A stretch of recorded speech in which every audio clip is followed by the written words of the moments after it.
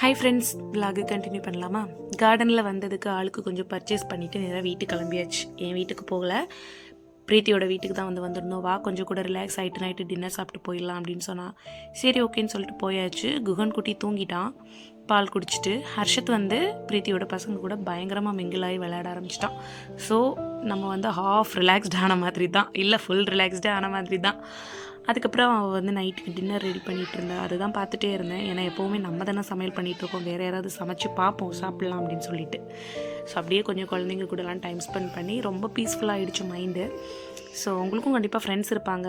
எல்லா ஃப்ரெண்ட்ஸையும் நம்பாதீங்க, 1-2 ஃப்ரெண்ட்ஸ் நல்ல ஃப்ரெண்ட்ஸ் இருப்பாங்க, அவங்கள மட்டும் நம்புங்க, எல்லாம் ஷேர் பண்ணுங்கள். ஸோ அப்படி தான் குகனும் முழிச்சிட்டான். அதுக்கப்புறமா சாப்பிட்டுட்டு கிளம்பிட்டோம். லிட்டில் பெட்டரில் ஃபுல்லி பெட்டருங்கிற மாதிரி தான், ரொம்ப ரிலாக்ஸ் ஆச்சுது. அண்ட் இந்த ஃப்ரெண்ட் யார் அப்படின்னு கண்டிப்பாக நினைப்பீங்க. இது என்னோட college mate. 2013 we are travelling still.